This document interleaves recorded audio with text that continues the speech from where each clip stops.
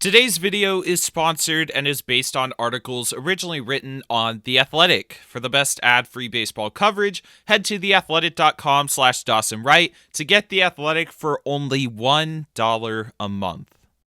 Well, everybody, we made it. We are about to see an MLB postseason like we have never seen before. Instead of the usual 10, there will now be 16 total teams in the postseason. In each league, the top 2 teams in each division automatically qualified for a playoff spot, and there are also 2 wildcard spots. The decision to expand the postseason was a buzzer beater done just before the regular season started, and for this year, it's understandable. A 60-game regular season where we have had teams be completely shut down for weeks isn't exactly the best way to determine which teams deserve a playoff spot. The expansion allows for more teams who probably would have made the playoffs in a normal season to at least fight for their chance at a world championship. Not to mention, with all the financial losses that teams faced this year, they could use the extra playoff broadcasting revenue. But after recent comments from MLB Commissioner Rob Manfred and the recent pursuits from the league, it is starting to look like expanded playoffs are going to be a permanent change, and this is a change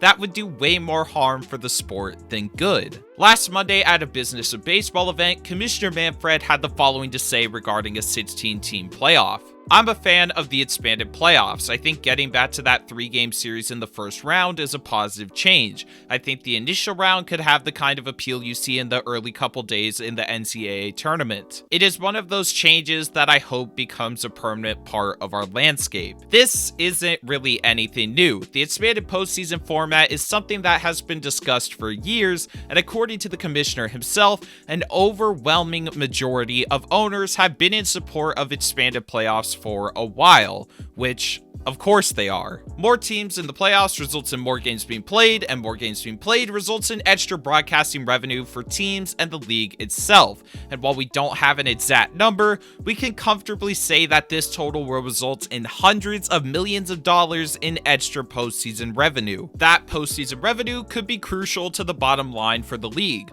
According to MLB's own reports, teams have combined to lose $640,000 for every regular season game played in 2020, which, if you add that together, that is a lot of money lost. But for 2021 and beyond, there are a lot of questions. Even if MLB is somehow able to play 162 games with fans in the stands in 2021, the league will still see lower than usual revenues. Best case scenario, MLB is able to get back to their $10 billion revenue mark by 2022, but that seems like a very far stretch. Keeping the expanded playoffs around for 2021 and beyond would just be a money grab for the league. In today's climate, it may seem like a good business move, but in the long term, it could be very damaging to MLB, especially to the regular season. The biggest difference between MLB and other North American sports leagues has been the regular season. Stretching from the start of spring into the fall, MLB's regular season is a grind that is unique to its own.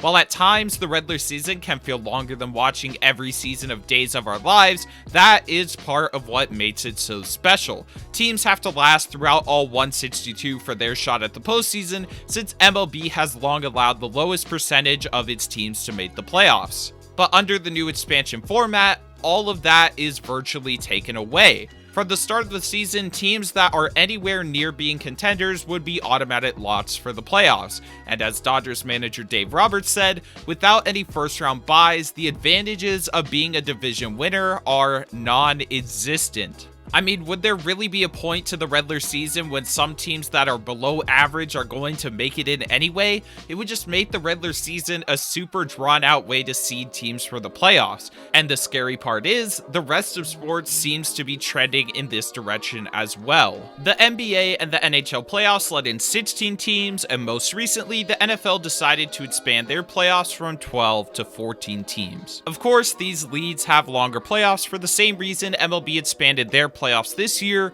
for more of that sweet playoff revenue. This is the first year of the expanded NFL playoffs, so we will see how that goes, and I'm not here to say whether or not the NBA and NHL 16-team formats are bad, but there are a few reasons why that format doesn't work in MLB. In the NBA and NHL playoffs, each series is a best of 7. In the MLB format, the first series is a best of 3, and the second series is a best of 5. This means a team like the Dodgers, who have won 43 of their 60 games, could be facing elimination against a below-average Brewers team after one loss in the first round.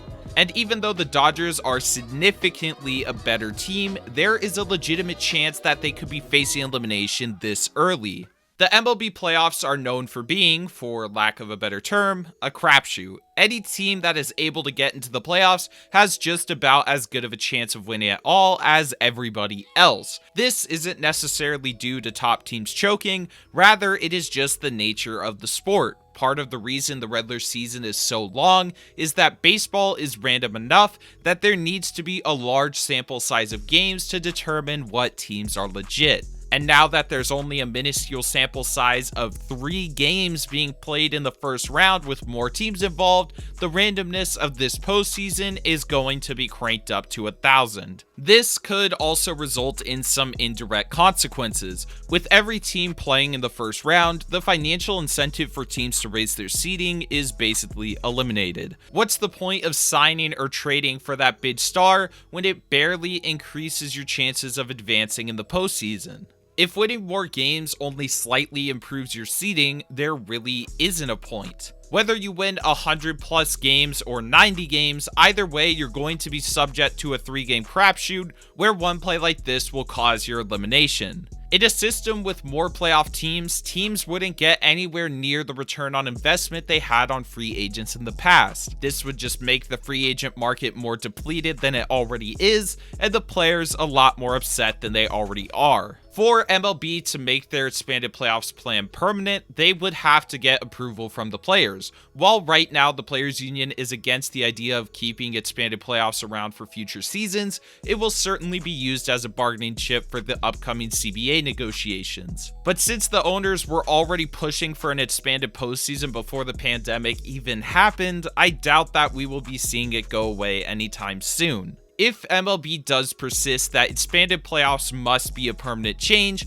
it is clear that the 2020 16-team format will not work in their favor long term. So what changes could MLB make to the expanded playoff format? Well, I think it's fair to say that 16 teams is definitely too many. There should be no pro sports league on earth where teams like this year's Milwaukee Brewers are considered a playoff team. I would prefer that if we are going to expand the playoffs at all, to only expand it to 12 teams, but after the reports that came out in February, it looks like 14 is MLB's target number. So for this format, we will be using 14 teams. To start off, it is very important that we give a larger incentive for teams that win their division. So, all of the division winners in each league will receive buys until the divisional round. This would leave us with 4 wildcard teams in each league, which would begin the wildcard series. The number 1 seed wildcard would take on the number 4 seed wildcard, and the number 2 seed wildcard would take on the number 3 seed wildcard. Since broadcasting networks love single elimination games so much,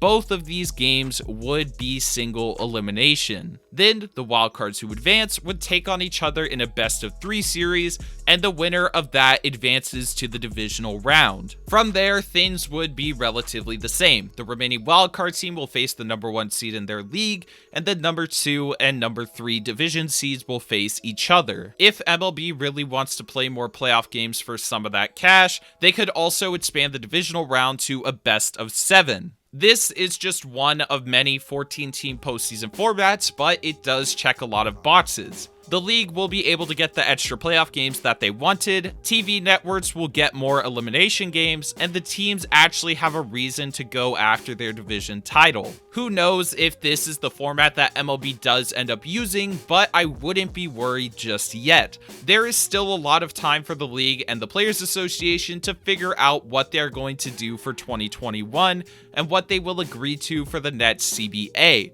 But if MLB fails to come up with a better plan than 2020's format for future seasons, then we are headed straight towards disaster. Thank you all for watching, and let me know in the comments section below, what do you think MLB should do with the expanded playoffs? Should they do a 12-team format, 14 teams, 16 teams? Let me know down below. And once again, I'd like to thank The Athletic for sponsoring this video. Make sure you guys check out the link in the description to get The Athletic for only $1 a month. It doesn't get any better than that. They have some of the best writers in the business, like Ken Rosenthal and Jason Stark, and their stories are truly great. I read it all the time. Check it out, and you get to help support the channel. If you enjoyed, be sure to drop a like on the video and subscribe to the channel if you are new. We've got lots of new videos headed your way this October and this offseason. But thanks again, everybody. I wish all of your teams the best of luck in the postseason, and I will see you all soon. You got some, I wanna get to know you. You got some, I wanna kiss and hold you. Take my love, I wanna give it all to you. Got some.